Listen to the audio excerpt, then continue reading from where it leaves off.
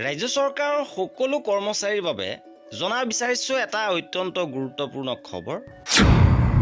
কৰ্মচাৰীলৈ আহিছে বিত্ত বিভাগৰ এখন গুৰুত্বপূৰ্ণ পত্ৰ। কৰিব লাগিব এই বিশেষ update. Pay scale master rule work charge fix pay সকলো কৰ্মচাৰীৰ বাবে গুৰুত্বপূৰ্ণ নিৰ্দেশ। সবিশেষ আপোনালোকক জনাব বিচাৰিছোঁ। ভিডিঅ'টো প্ৰথমৰ পৰা শেষলৈকে চাই থাকিব। শেহতীয়াভাৱে বিত্ত বিভাগৰ ফালৰ পৰা এই পত্ৰখন প্ৰেৰণ কৰা হৈছে।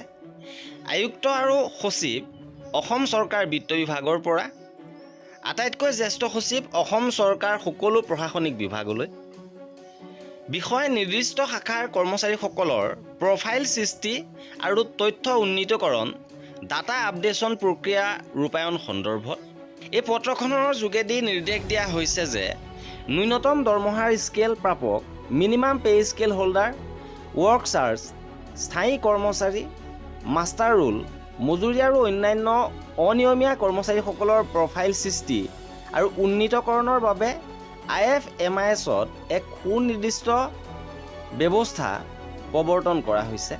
পত্ৰসমূহত উল্লেখ কৰা অনুসৰি কৰ্মচাৰীসকলৰ সবিশেষ তথ্য প্ৰথমে DDO পৰ্যায়ত সংগ্ৰহ কৰিব লাগিব। তাৰ পিছত ফিন আছামৰ জৰিয়তে সংশ্লিষ্ট বিভাগীয় মুৰব্বীয়ে পৰীক্ষা কৰি অনুমোদন জনাব লাগিব, যাৰ পিছত এই তথ্যসমূহ ফ্ৰিজ কৰা হ'ব। অৱশ্যে বিত্ত বিভাগে লক্ষ্য কৰিছে যে উপৰোক্ত শ্ৰেণীৰ কৰ্মচাৰীসকলৰ লগতে আন কিছুমান শ্ৰেণী উপভোক্তা কমিশ্যনৰ সদস্য, বিদেশী ন্যায়াধীকৰণৰ সদস্য, ন্যায়িক সেৱাৰ কৰ্মচাৰী আৰু অনুৰূপ পদবীত থকা কাৰ্যবাহীসকলৰ প্ৰফাইল সৃষ্টি আৰু উন্নীতকৰণৰ প্ৰক্ৰিয়াত DDO আৰু বিভাগীয় মুৰব্বীসকলে কিছুমান ব্যৱহাৰিক অসুবিধাৰ সন্মুখীন হৈছে।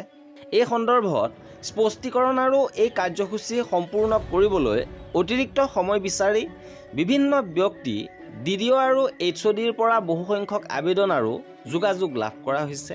উপৰোক্ত বিষয়সমূহৰ প্ৰতি লক্ষ্য ৰাখি বিত্ত বিভাগে কৰ্মচাৰীসকলৰ প্ৰফাইল সৃষ্টি আৰু উন্নীতকৰণৰ সময়সীমা 30 জুন 2024লৈ বৃদ্ধি কৰাৰ সিদ্ধান্ত গ্ৰহণ কৰিছে। ফিন আছামৰ জৰিয়তে সংশ্লিষ্ট বিভাগীয় মুৰব্বীসকলৰ দ্বাৰা এনে প্ৰফাইলসমূহৰ পৰীক্ষাকৰণ আৰু অনুমোদনৰ প্ৰক্ৰিয়াও 30 জুন 2024ৰ ভিতৰত সম্পূৰ্ণ কৰিব লাগিব।